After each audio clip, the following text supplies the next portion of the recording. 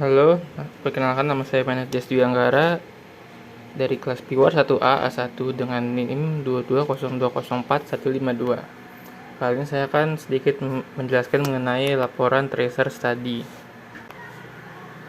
Yang pertama ada konsep tracer study. Konsep dasar tracer study. Menurut Schomburg, tracer study adalah survei yang terstandarisasi terhadap lulusan institusi pendidikan tinggi yang dilakukan beberapa waktu setelah lulusan tersebut meninggalkan institusi pendidikan tingginya. Menurut Budi dan Dinan, pelaksanaan tracer study telah dikenal di kalangan pengelola perguruan tinggi baik di negara maju maupun negara berkembang. Tracer study melacak proses transisi mahasiswa setelah lulus hingga awal karir pekerjaannya di 1-3 tahun setelah lulus. Tracer study dapat menyediakan informasi tentang biodata mahasiswa, pengalaman, motif, kondisi pembelajaran, profesi, hingga proses pengajaran dan pembelajaran ketika menempuh pendidikan di perguruan tinggi untuk kepentingan evaluasi yang kemudian dapat digunakan untuk penyempurnaan dan penjaminan kualitas sistem pendidikan di perguruan tinggi. Di samping itu, tracer study juga menyediakan informasi mengenai pengetahuan skill, motivasi, nilai akhir, hingga transisi ke dunia kerja dan sumbangsi alumni ke masyarakat, sehingga hubungan antara pendidikan tinggi dan dunia kerja profesional dapat diukur untuk menilai relevansi pendidikan tinggi, serta memberikan informasi bagi para pemangku kepentingan dan kelengkapan persyaratan bagi akreditasi pendidikan tinggi. Ini adalah tabel dari konsep dasar tracer study menurut Schomburg. Tujuan dari tracer study sendiri yang pertama untuk memperoleh umpan balik proses pembelajaran yang berlangsung selama masa perkuliahan. Kedua, sebagai bahan evaluasi untuk mengetahui relevansi pendidikan tinggi dan dengan pekerjaan. Ketiga, sebagai umpan balik bagi jaminan kualitas perguruan tinggi dalam menentukan kebijakan pendidikan secara nasional. Keempat, membantu perguruan tinggi dalam proses akreditasi baik nasional maupun internasional. Yang kelima, memberikan masukan dan data penting bagi HRD perusahaan mengenai karakteristik alumni perguruan tinggi itu sendiri. Keenam, memberikan bukti empiris mengenai alumni terkait pekerjaan, awal karir, relevansi pekerjaan alumni dengan pendidikan tinggi. Dan yang terakhir, sebagai informasi bagi mahasiswa, orang tua, dosen, administrasi pendidikan, dan para pelaku pendidikan mengenai alumni atau lulusan perguruan tinggi. Manfaat tracer study. Tracer study tidak hanya bermanfaat untuk internal politeknik APP saja, tetapi juga menjadi jembatan antara perguruan tinggi dengan stakeholders. Tracer study dapat menyajikan informasi mendalam dan rinci mengenai kecocokan kerja, baik antara berbagai bidang ilmu maupun antar berbagai level pendidikan. Dengan adanya data yang spesifik mengenai keadaan alumni, diharapkan perusahaan dapat menjalin kerjasama dengan perguruan tinggi dalam rangka penyiapan calon lulusan untuk dapat kerja sesuai dengan harapan perusahaan dan membantu mengatasi permasalahan kesenjangan kesempatan kerja dan upaya perbaikannya. Secara rinci, manfaat tracer study dapat dilihat dari 7 ini. Yang pertama, sebagai database alumni terkini. Kedua, menjadi pintu masuk bagi program studi untuk menjalin kerjasama dengan perusahaan terkait melalui alumninya. Ketiga, menjadi pintu masuk bagi program studi untuk melakukan survei kepuasan stakeholder terhadap lulusannya. Keempat, sebagai bahan masukan bagi universitas dan prodi dalam melakukan perbaikan kurikulum. Yang kelima, sebagai bahan untuk membangun jejaring alumni. Keenam, sebagai data dasar mencari employer contact list. Ketujuh, disesuaikan dengan kebutuhan penyusunan evaluasi dari SPMS. Yang kedua, metode pelaksanaan tracer study. Metode pelaksanaan tracer study bertujuan untuk memberikan penjelasan mengenai alur pelaksanaan tracer study, dimulai dari tahapan perencanaan hingga diperolehnya kesimpulan untuk pemanfaatan data atau informasi.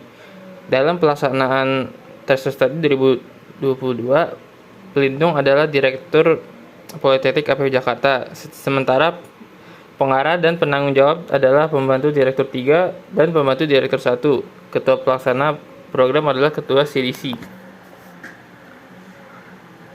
Ini merupakan keperusahaan dari tracer study. Bisa dilihat ada pelindung selaku pelindung, Direktur Politeknik APP Jakarta mengawasi keseluruhan pengelolaan program dan memastikan bahwa program yang dijalankan telah sesuai dengan tujuan dan jadwal yang telah ditetapkan serta peraturan yang berlaku. Lalu ada pengarah dan bertanggung jawab untuk membantu pelaksanaan tugas yang terkait dengan penjadwalan, pemenuhan hal-hal yang terkait administrasi, persiapan semua dokumen, teknis pelaksanaan kuesioner online, dan koordinasi dengan tim tracer study. Yang ketiga, ada ketua pelaksana bertanggung jawab atas pelaksanaan tracer study, mulai dari perencanaan program secara keseluruhan, pengumpulan data alumni, pelaksanaan tracer study, analisa, sekaligus mendiseminasikan hasil tracer study. Selain itu, ketua pelaksana juga memiliki peran koordinasi dengan BAK Politeknik APP Jakarta dalam penyediaan data-data lulusan, terutama data korespondensi lulusan seperti alamat email dan nomor telepon. Lalu ada tim surveyor bertanggung jawab atas pengumpulan data dari alumni yang terkait dengan program tracer study dengan cara kontak dan reminder alumni untuk mengisi kuesioner menggunakan WhatsApp dan telepon. Lalu ada program studi. Program studi di tahun ini berpartisipasi aktif dalam mengajak alumni agar mengisi kuesioner melalui berbagai cara yang dapat ditempuh oleh program studi. Ada tim teknologi informasi bertanggung jawab atas pengembangan infrastruktur sistem teknologi informasi yang dapat menunjang kelancaran pelaksanaan proses tracer study sesuai dengan kebutuhan stakeholders internal Politeknik APP Jakarta. Menghubungi alumni dengan cara email blasting dan SMS blasting. Lalu ada tim analisis data bertanggung jawab atas verifikasi validasi data tracer study serta analisis statistik. Responden tracer study. Pelaksanaan tracer study alumni di Politeknik APP Jakarta menggunakan acuan responden yang dipersyaratkan oleh Kementerian Pendidikan dan Kebudayaan, yaitu seluruh populasi dan bukan pada kelompok sampel yang sudah dipilih sebelumnya. Populasi target pada pelaksanaan tracer study tahun berjalan adalah seluruh lulusan yang menjadi anggota kohort lulusan 1 tahun sebelum kohort lulusan bukan kohort angkatan masuk. Maka dari itu, populasi tracer study Politeknik APP Jakarta 2022 adalah kohort lulusan D3 pada lulusan akademik 2020 dan 2021, yaitu responden yang lulus di periode November 2021. Penentuan karakteristik periode lulusan tersebut dengan mempertimbangkan penggunaan data sesuai dengan kebutuhan pengisian borang akreditasi maupun audit mutu internal. Teknis pelaksanaan tracer study. Yang pertama, target responden adalah pada seluruh populasi, bukan pada kelompok sampel. Responden tracer study adalah TS1 mengikuti kebijakan dari Kemendikbud menggunakan data alumni lulusan tahun akademik 2020-2021. Item pertanyaan mengacu pada pertanyaan minimal di website PKTS Belmawa Kemendikbud Go.id sebagai dasar pemeringkatan perguruan tinggi, serta disesuaikan dengan kebutuhan pengisian data evaluasi diri maupun SPMS Prodi.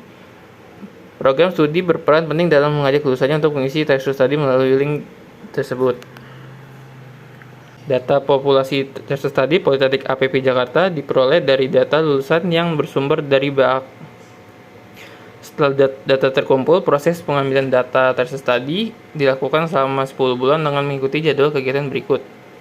Tim surveyor untuk turut membantu lulusan yang belum mengisi tracer study, yaitu dengan cara mengirimkan link pengisian ATSS melalui WhatsApp secara personal. Selama proses pengumpulan data tersebut, tim IT selalu memonitor pengisian tracer study dan akan diulang setiap minggu. Kemudian tim surveyor akan melakukan proses reminder pengisian kepada responden, yaitu sebanyak 2 kali selama 1 bulan. Tugas reminder ini dilakukan oleh surveyor melalui WhatsApp. Yang ketiga, ada analisis hasil tracer study. Berikut merupakan profil responden total lulusan Politeknik APP Jakarta 2021. Setelah melakukan seluruh tahapan tracer study Politeknik APP Jakarta, maka didapatkan total responden sebagai berikut ini. Ini merupakan aktivitas responden setelah lulus. Melalui data data sebaran tersebut, mayoritas alumni Politeknik APP Jakarta angkatan tahun masuk 2017 saat ini adalah sudah bekerja, yaitu sebanyak 95%. 4% diantara bekerja sekaligus melanjutkan kuliah jenjang lebih tinggi, 3% menjalani perkuliahan, dan sisanya sebanyak 2% sedang mencari pekerjaan atau memilih tidak bekerja. Dari angka tersebut kita bisa katakan bahwa Politeknik APP Jakarta sudah sesuai dengan misinya, yaitu membentuk tenaga kerja industri yang diserap langsung oleh industrinya. Informasi pekerjaan pertama. Ini merupakan presentasi waktu tunggu lulusan. Data sebaran waktu tunggu lulusan menunjukkan bahwa mayoritas alumni sebesar 90% mendapatkan pekerjaan dalam waktu kurang dari 6 bulan sejak mereka lulus. Adapun waktu tunggu lulusan adalah waktu yang diperlukan oleh alumni untuk mendapatkan pekerjaan pertamanya setelah mereka lulus dari perkuliahan. Sedangkan sisanya sebanyak 10% mendapatkan pekerjaan dalam waktu kurang lebih 1 tahun setelah lulus. Melihat tinggi persentase lulusan yang langsung mendapatkan pekerjaan selepas mereka lulus kuliah, dapat diasumsikan bahwa lulusan dari Politeknik APP Jakarta sangat dibutuhkan oleh industri sebagai tenaga terampil dalam menjalankan bisnisnya. Ini merupakan persentase asal industri pekerjaan lulusan. Alumni Politeknik APP Jakarta dapat berkarir di berbagai bidang industri dan perusahaan. Sebanyak 7% alumni Politeknik APP Jakarta telah bekerja di instansi pemerintah dan BUMN. Kemudian 11% berikutnya telah memiliki perusahaan sendiri atau berwira swasta. Lalu jumlah sebaran terbesar yaitu 81% telah bekerja di sektor perusahaan swasta. Data tersebut sejalan dengan data sebelumnya menunjukkan bahwa mayoritas alumni dapat diserap oleh industri. Berikut merupakan presentasi gaji yang diterima lulusan. Besaran gaji dan pendapatan seringkali merupakan motivasi utama dalam mencari pekerjaan. Adapun sebaran gaji yang diterima oleh alumni Politeknik APP Jakarta sebagai responden didominasi dalam kisaran 3 juta rupiah hingga 5 juta rupiah sebanyak 58%. Kisaran dominan tersebut masih masuk dalam kategori standar upah kebanyakan daerah di Indonesia. Kemudian ada 28% responden yang nominal gajinya di bawah kisaran tersebut, dan 14% responden di atas kisaran tersebut. Ini merupakan persentase kesesuaian program studi dengan pekerjaan lulusan.